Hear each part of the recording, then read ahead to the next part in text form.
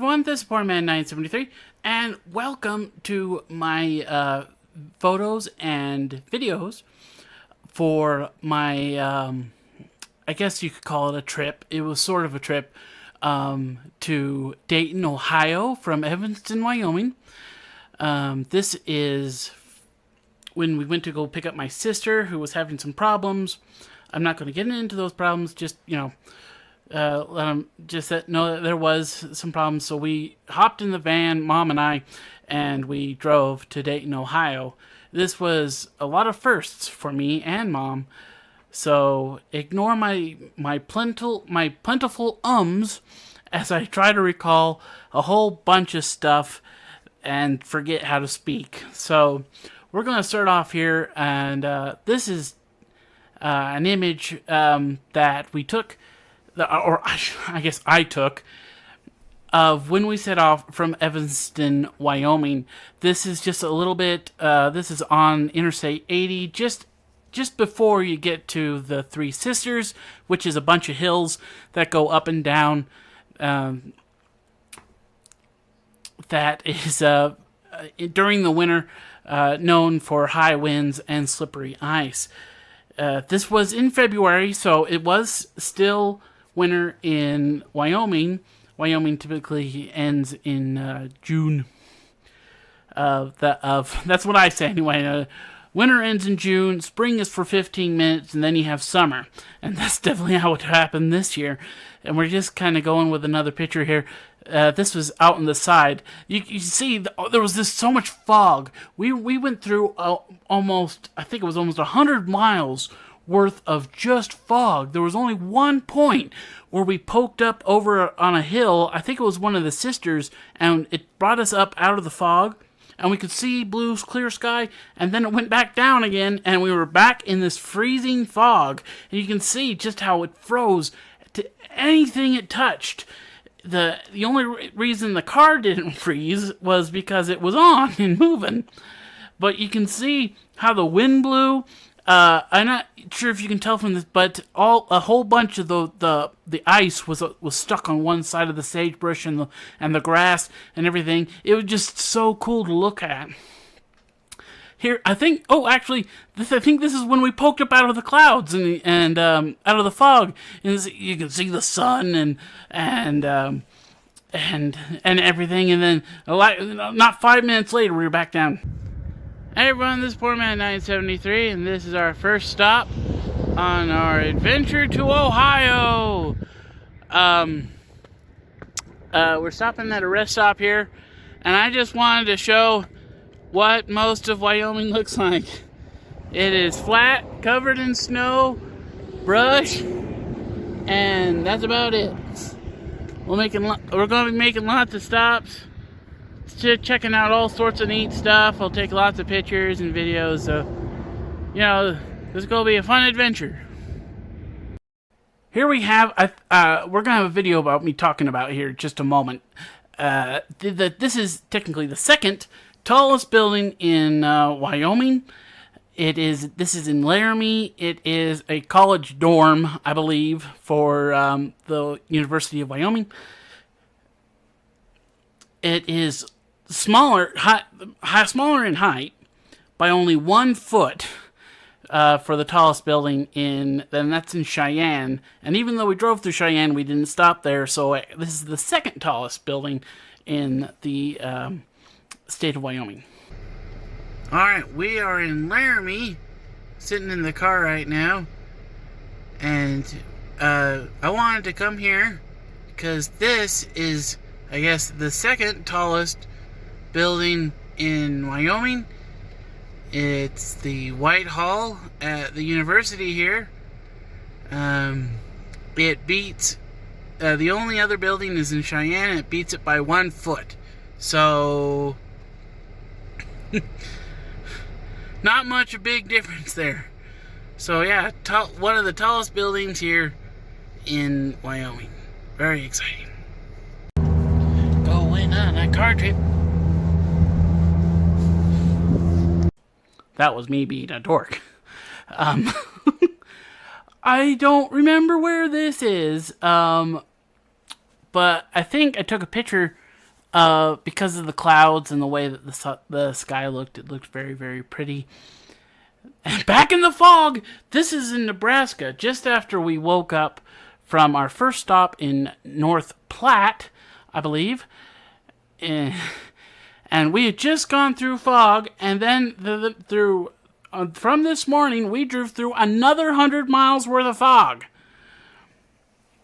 I don't think it was the same fog bank. I'm definitely pretty sure it wasn't the same fog bank, because Evanston, Wyoming is pretty far away from North Platte. But this is just out in the parking lot, of the first hotel that we stayed at.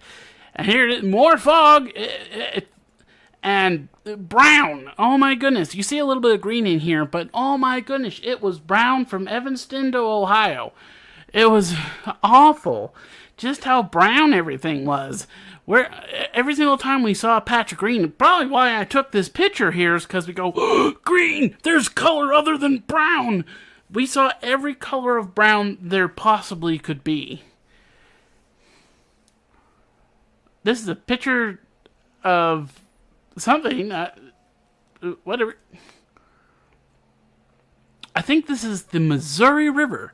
This is the first time Mom and I had ever seen it. It was in St. Joseph, I think, along the freeway here, and you can see that's the concrete divider for the freeway, and this was kind of the best shot that I could get, and try to get a couple pictures. I believe this is a rail bridge over here, and this, here we go. I think this is the rail bridge again. We're getting kind of closer to it, taking a whole bunch of pictures.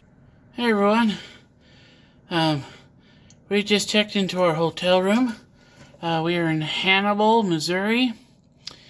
And across the street, that's the Mark Twain dinette. I guess I'll show it. But supposedly, in that darkness over there, the Mississippi River runs. I'll show it tomorrow. We're going to go to a park at the side of the river, where we can get a much closer view. And I'll probably make another video when it's day from outside our window. So, trip's been going good. It's been actually pretty hard just being in the car, but, So, yep. Next spot. This is just a continuous. My first view of the mighty Mississippi. This is in Hannibal. If I didn't say that in the video just before this, but yeah, this is Hannibal, Missouri, and that is the Mississippi River right there. That blackness over there, that's the Mississippi. That's the first time I'd ever seen it, and to me, it was amazing. The Missouri and the Mississippi were just huge. Now, I'm not saying there aren't pretty big rivers on the west side of the country, but for the most part, none of them hold a candle to the Missouri and the Mississippi, and they were truly the largest rivers I'd ever seen. And we didn't even get to the largest part, All right, it's morning, still in the hotel. This is the exact same view. Told you the river was there. That's the Mississippi. Alright, here we go. Daytime view. This is in the morning of the mighty Mississippi. And see, I wasn't lying. There it is, right there.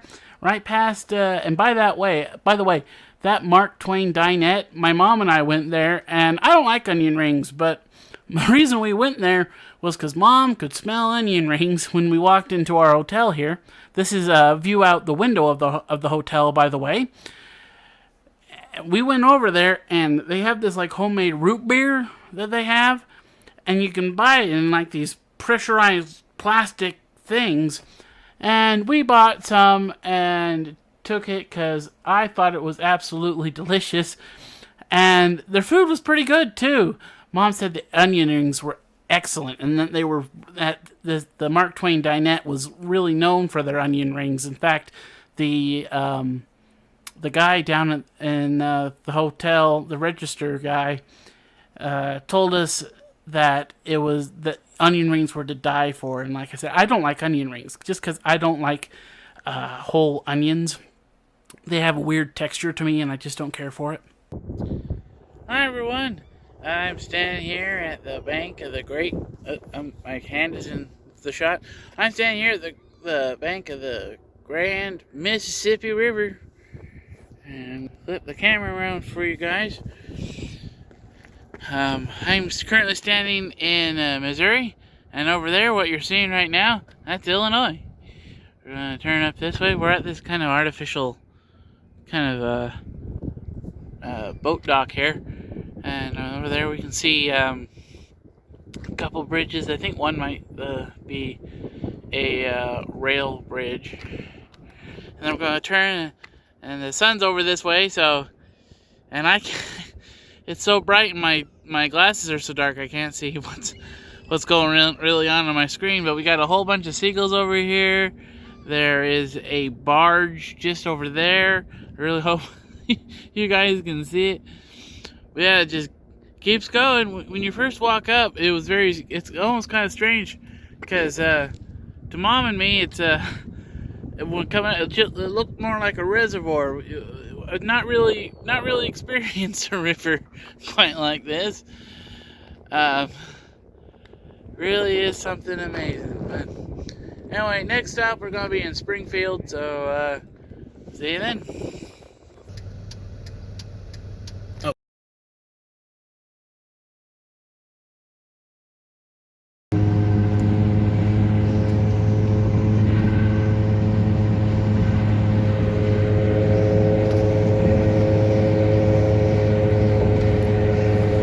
Welcome to Illinois. Thank you, GPS. Welcome to Illinois.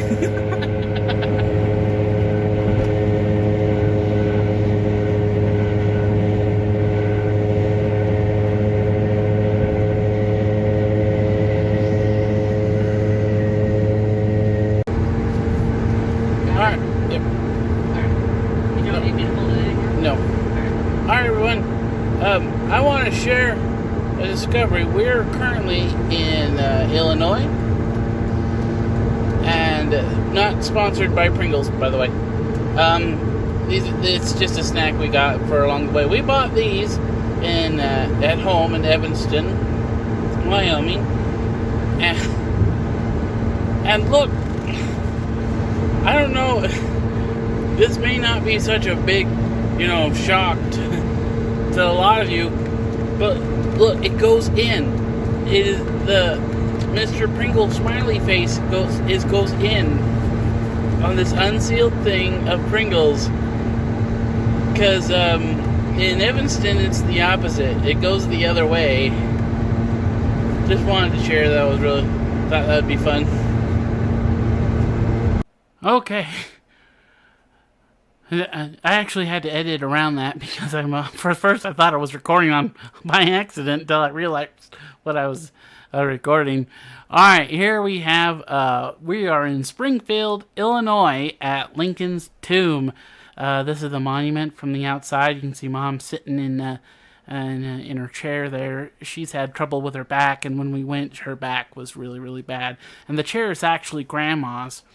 But Grandma wasn't going anywhere, so we took it with us so that Mom would be able to get around and do things. This is just, this is a place where I told Mom we had to make a detour. Otherwise we would have gone on a different road and not even gone through Springfield, but it was practically on the way. We just had to pull up off and then back on to the road we was on. I don't remember which one it was at this point, but I said we have to go here.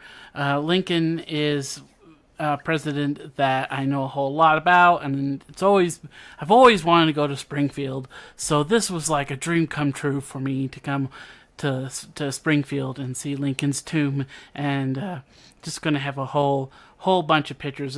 Some of them are a little blurry, and I apologize for that.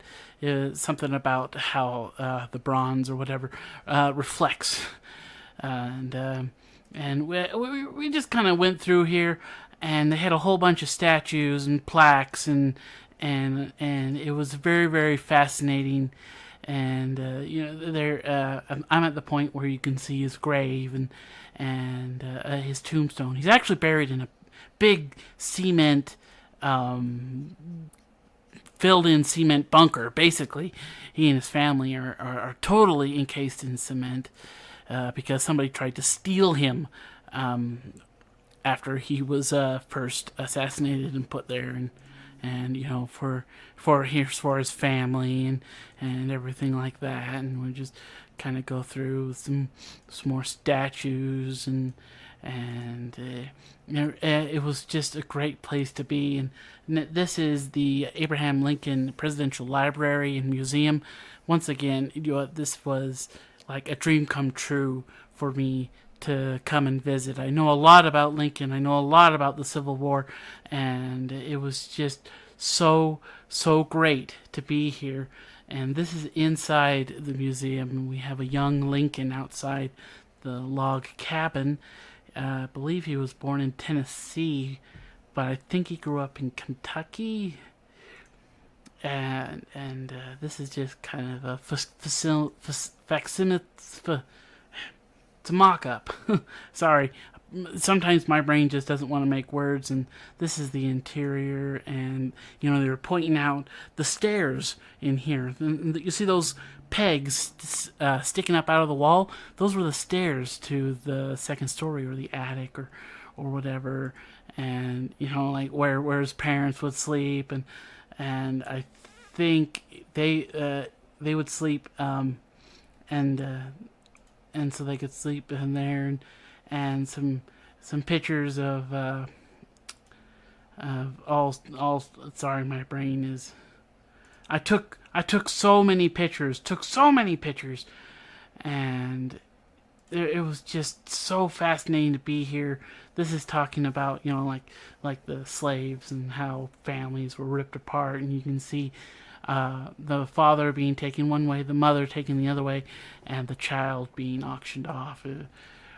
Very, very dramatic, and it was a little bit hard. It broke my heart a little bit, but and more of Lincoln's life. We're going through young Lincoln's life. This is when he ran a store, and this is when he courted Mary Todd Lincoln. I don't remember her name before it was Lincoln. I'm sorry. This is for... Oh, gosh. I don't remember. This is for Edward's grave. There are just so many things. And I can't explain every single one, so I'm just kind of going through until I see something like, this is... Lincoln for when he was running for Congress, I believe. Come through, and I think this is maybe young Robert and Lincoln inside a house, but I'm not entirely sure.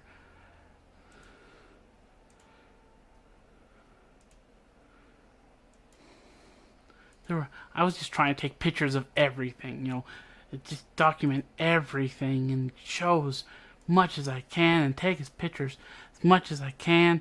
This is when he got onto his presidential train and left from Springfield to Washington. And here, move a little bit so that so the umbrella isn't blocking President Lincoln. And Lincoln got elected, and they had this mock-up of the front of the White House. I think it's the front. It might be the back. But the Executive Mansion, as it was known back in those days. It was the Executive Mansion. It didn't become like officially, like the White House was a nickname, and it became officially the White House during Theodore Roosevelt's presidency. And once again, you can see Mom in her little chair there. This is General Grant and General MacArthur, I believe. It might not be, but McClellan, not MacArthur, McClellan. I'm sorry, my brain is all sorts of messed up, I guess. But I'm fairly certain that's McClellan, the guy with the big mustache. Over here we have Frederick Douglass and Tubbs.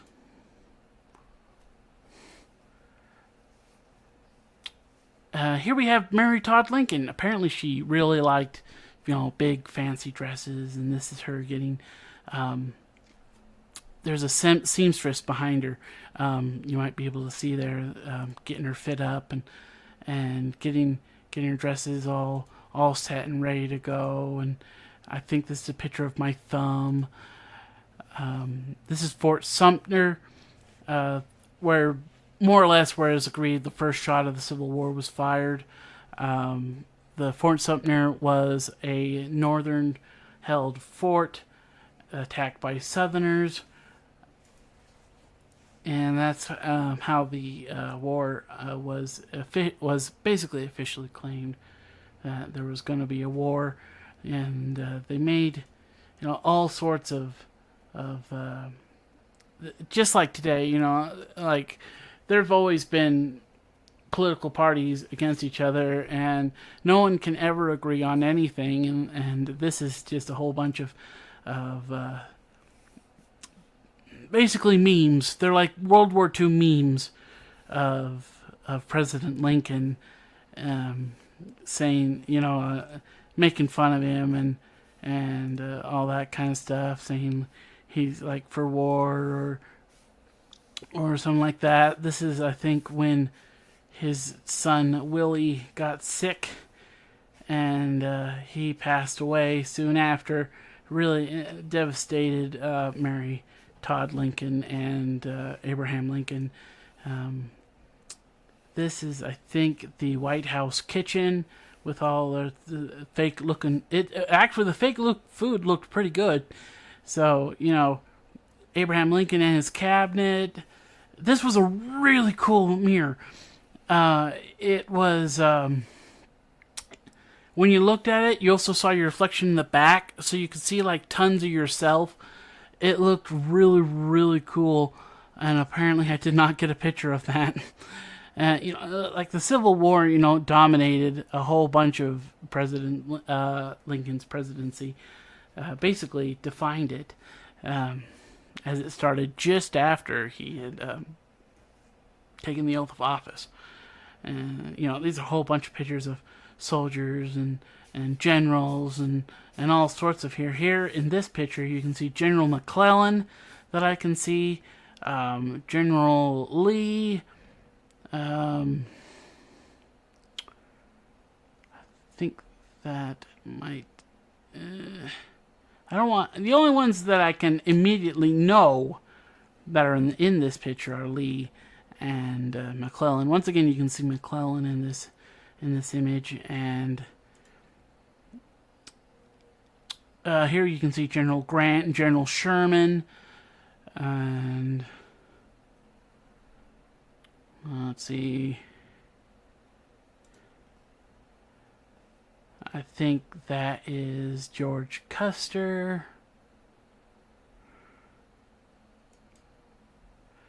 Some Confederate soldier outfits. Showed how basically he had aged through his presidency severely, and that gold underneath those masks are his death masks. They weren't actually put on after he died. Those were taken just before he died, before he was assassinated, and they're known as his death mask because even though they didn't make one after death, that he looked like a man who had already died. He had had several children die. He had just gotten through the Civil War and was going to be on track to trying to rebuild the country, and he was just overwhelmed with grief and stress, and it really was killing him. Here's got a little picture of the death masks.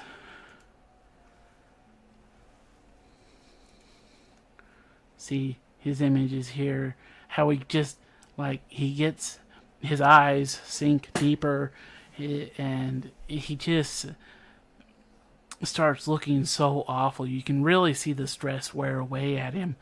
This is here at the Gettysburg Address, I believe, where he spoke just a handful of lines, and is the most, basically the most known presidential speech ever. And I just tried to take a whole, I think this was taken as a panoramic. This whole mural is actually circular in nature. And, you know, the 13th Amendment was signed, and he had to fight pretty hard for that. A lot of people tried to really fight him on that, and it passed. He had to beg, borrow, and promise a whole bunch of stuff to get the dang thing passed. But thankfully it was, and it was the very first step to full civil rights. And unfortunately, it didn't get passed. He didn't have a chance to build on it because of, you can actually see in this image here, John Wilkes Booth standing here. And he went to the inauguration, Lincoln's second inauguration, and later claimed that if he wanted to, he could have shot the president, but he didn't. But he didn't want to.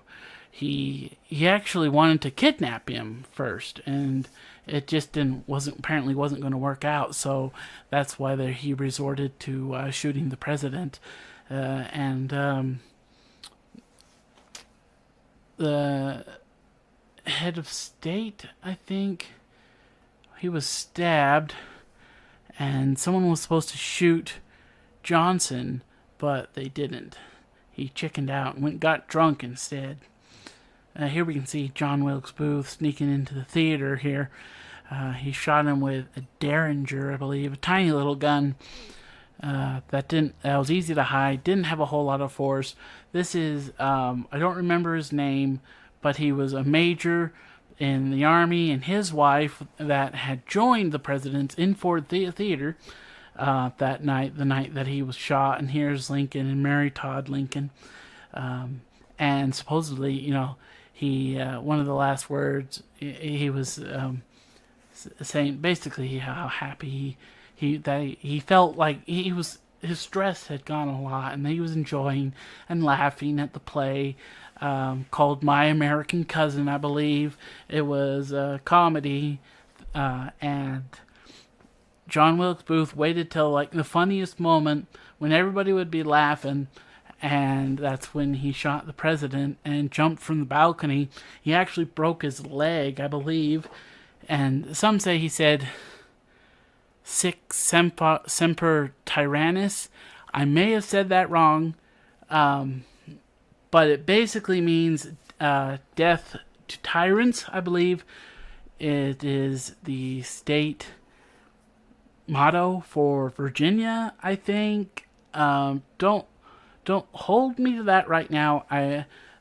This was months ago, and even though I know a whole lot, you know, it's like, this is talking about a funeral train. It basically took the same path that it took from when he left Springfield to Washington, D.C., just backwards.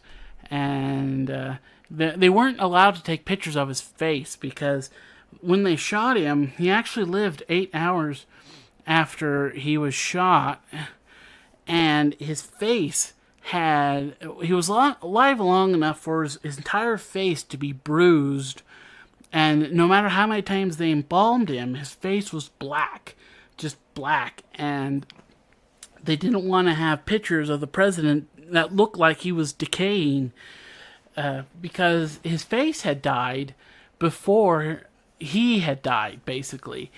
And it caused that it was apparently just didn't look good, and they didn't want people to take pictures because they didn't want people to remember, you know, his last images being that of of a horrible, decaying man.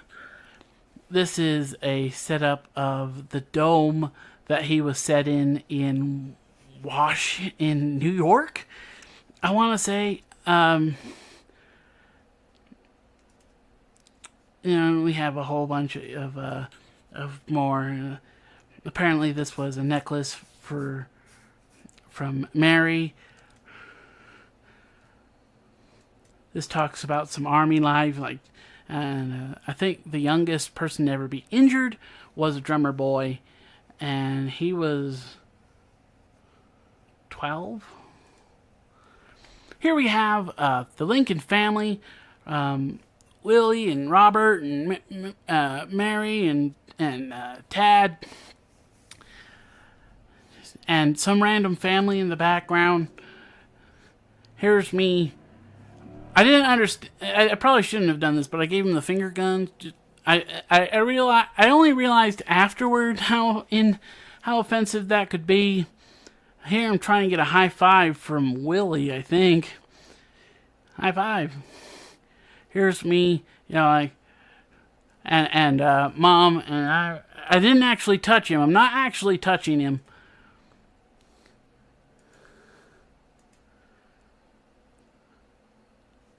All right, and then this is in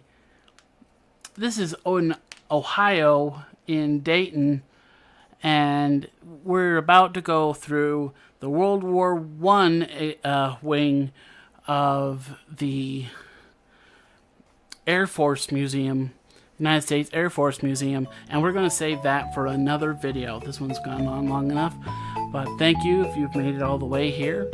And this has been Poor Man 973, and I hope you all have a nice day.